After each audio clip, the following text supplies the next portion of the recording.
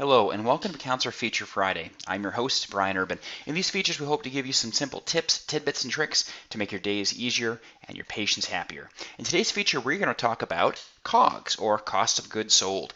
We're going to talk about the basic setup for COGS, as well as ways that you can, of course, enter the information on the fly, track that information in different areas of the system, and then of course the general security settings to manage the whole process. We get a lot of questions on COGS. It's an area that can provide a great deal of benefit within your overall tracking of your practice if you are actively tracking your COGS. So let's start very briefly with the setup. We're going to go here under administration and then line item list. This is the type of thing that we're happy to assist you with in general as far as kind of coaching you and getting these in place. But let's just bring up one device here really quickly.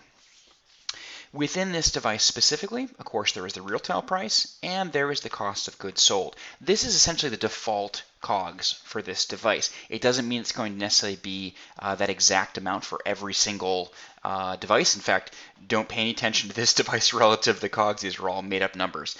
But the point is that you can set a static or a default COGS for a specific product or service.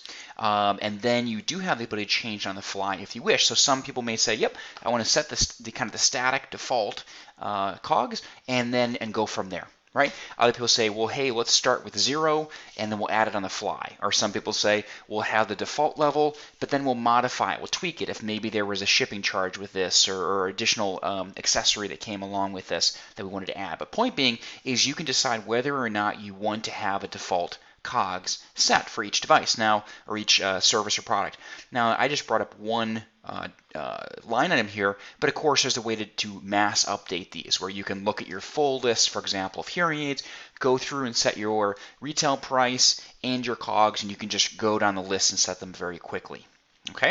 All right. So let's go to an actual invoice here. Let's see where this data would then be entered. So here we're actually already in an invoice. We're in the process of adding a hearing instrument, or in fact, this one I've already added in.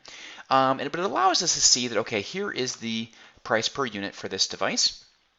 And there's a little plus symbol here.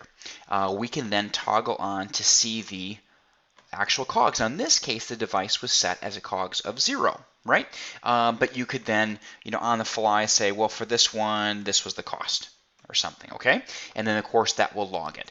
If I had a default COGS for this specific device, it would have automatically filled in, okay? But in this case, I'm going to go ahead and say, yep, let's go ahead and grab that, or I'm sorry, and save that. So now the COGS is in place for this specific line item. So once again, if I had it already in place as default, it would have pre-filled, but I could have modified it on the fly. Now, actually, I may just jump ahead briefly to the security part of this, because some people say, hey, I don't need all of my staff seeing this. I don't need people being able to change this. Absolutely. Within the administration section, there is the ability within each user profile to decide whether or not they have access to COGS. So let's go ahead and bring up in a user profile here. And we can see there's a very specific control within the security tab dedicated to cost of goods sold, right? So it allows them or doesn't allow them to view or modify the cost of good, and that's going to be at the line item level. So when an item has been added to an invoice, can they view and or change, I should say view and change the actual dollar amount themselves. Okay, so you can give access to specific people on staff and not others, or everybody or nobody. That's fully up to you. Okay, so now when you're in the practice of having this COGS data in place, let's see how you track it. Let's start very simply on the dashboard. Looking at some of the invoicing type widgets, a sales widget, for example, the units widget will also produce this information. You, of course, can decide what you want to look at. So let's say we just want to look at hearing aid sales, maybe by a certain staff member or full staff. Right, here's the year.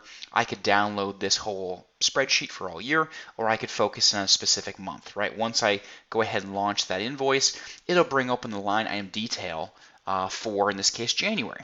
And as I scroll to the right here, sorry, it's probably a little blurry as I scroll quickly, but we can see the specific COGS for each line item. Now, many of these do not have them entered, right? This is an example where we have some incomplete data. We can say here is an example of a return, right? So the cost of goods sold was negative, okay? But as we scroll down, we can start to get some totals here, and we can start to see what our overall the cost was, any discounts, okay? So this is the retail price. or I mean the price the patient actually was going to pay. Here's the cost of goods sold, and we can start to see the downstream effect from there. Okay, now if we want to see this in a little more detail where we can kind of play around with the numbers a bit more or play around with the filters, we can jump to the line item reporting. In the line item reporting, it does the same idea what we just saw with that spreadsheet, but you have more filtering capabilities. Okay, of course, if you're great at Excel, you may want to get into Excel and use it from there. But let's go ahead and just look at this as is. If I scroll over here to the right, we're going to see there is the COGS. Same data we were just looking at a moment ago, and then here is our net profit. So this took the COGS out of the total cost and left us with the net profit. Okay, so there's a few different ways you can see this information. You can access it as well as set it up, modify it on the fly, and set the security settings for your full staff. So please let us know, of course, if you have any questions about this process. We're happy to help. So give us a call, email us, live chat us, and as always, have a wonderful, wonderful weekend.